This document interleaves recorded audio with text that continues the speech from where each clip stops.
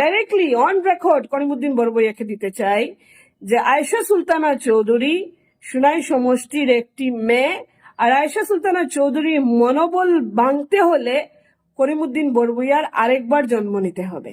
আজকের ডেটেও সেটা ক্লিয়ার যে দলের কর্মীদেরকে ফার্স্ট প্রেফারেন্স দেওয়া হবে, দলের টিকিট দলের কর্মীরাই পাবেন। 1। 2 নম্বর কথা, আপনি ইলেকশন খেলবেন কি না খেলবেন, আমি অনেক দিন থেকে সুনাই সমষ্টির জমিনে কাজ করে যাচ্ছি।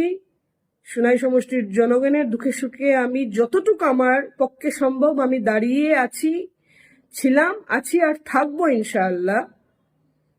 এখন কথা হয়েছে ইলেকশন খেলবো, সেটা একদম ডেফিনেটলি একদম শিওর। সুনাই জমিন থেকে পিঠ দিয়ে আমি যাব না, এইবার ইলেকশন খেলবো। আমি লাস্ট ইলেকশনের কথা আপনাদেরকে বলবো। 2021-এ আমাদের কাছে ভোট দেওয়ার জায়গা ছিল না। এনডিএর প্রার্থী, বিজেপির প্রার্থী ছিলেন আমিনুল হক লস্কর, অ্যালায়েন্সের প্রার্থী কংগ্রেস এআইডিএফ এর অ্যালায়েন্সের প্রার্থী ছিলেন করিমউদ্দিন বড়বইয়া। আমাদের সুনাই জনগণের কাছে শুধু দুইটাই চয়েস ছিল, আমিনুল হক লস্কর অথবা করিমউদ্দিন বড়বইয়া। আমরা সবাই মিলে করিমউদ্দিন বড়বইয়াকে ভোট দিয়ে আজকে উনি এমএলএ হওয়ার পরে সুনাই সমষ্টির ভিতরে যাগুলো আমাদের ছিল সম্পত্তি, weather it is medical college, Assam university, NIT, polytechnic, সবকিছু আমরা হারিয়ে ফেলেছি। ঠিক আছে, আমাদের কি হয়েছে না হয়েছে সেটা আমরা সবাই জানি। উনি যাও বলেন না কেন, শেষ এখানে। আজকের ডেটে উনি একটা বক্তব্য দিয়ে যাচ্ছেন যে সরকারের পক্ষে থাকতে হবে, তাহলে আমি জনগণের কাজ করতে পারবো। প্রথম কথা, উনি 5 ইয়ার্সের ভিতরে 4 ইয়ার্স 8 মান্থস সুনাই সমষ্টির জনগণের পাশে ছিলেন না। It's a kind of duty. কোনো সময় উনি সমষ্টিতে আসতেন, কোনো সময় উনি জনগণের পাশে থাকতেন, দ্যাটস এতটুকু ছিল। আসামের মুখ্যমন্ত্রী ডক্টর হেমন্ত বিশ্ব শর্মা যতবার বরাকবিলিতে এসেছেন, ততবার যদি সুনাই সমষ্টির বিধায়ক সুনাই সমষ্টির মধ্যে আসতেন, তাহলে অনেক উন্নতি হয়ে যেত সুনাই সমষ্টির জনগণের। তো এটা আমাদের দুর্ভাগ্য যে আমরা এরকম ব্যর্থ একজন ব্যক্তিকে আমরা ভোট দিয়েছি।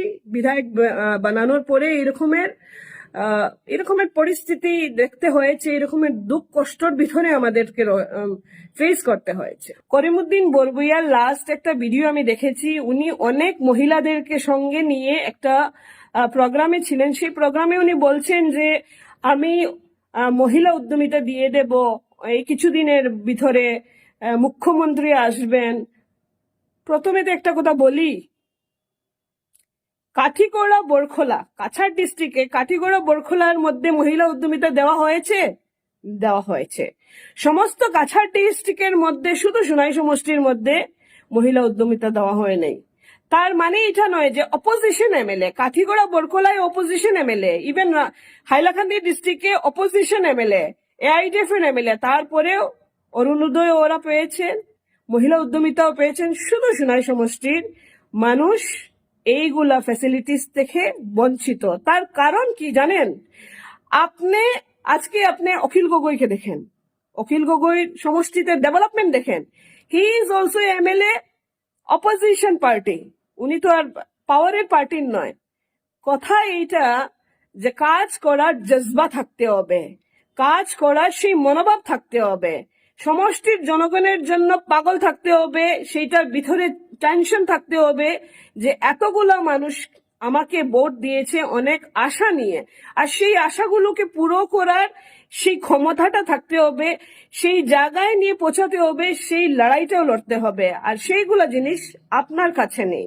অ্যান্ড সেকেন্ডলি, আমি অনেক কিছু বাইরের থেকে আজকে ডেটে শুনে যাচ্ছি এজিপি টিকেট নিয়ে সম্বন্ধে, এগুলা একটা মেসেজ আমি ডাইরেক্টলি অন রেকর্ড করিমউদ্দিন বড়বইয়াকে দিতে চাই যে আয়েশা সুলতানা চৌধুরী সুনাই সমষ্টির একটি মেয়ে, আর আয়েশা সুলতানা চৌধুরীর মনোবল ভাঙতে হলে করিমউদ্দিন বড়বইয়ার আরেকবার জন্ম নিতে হবে।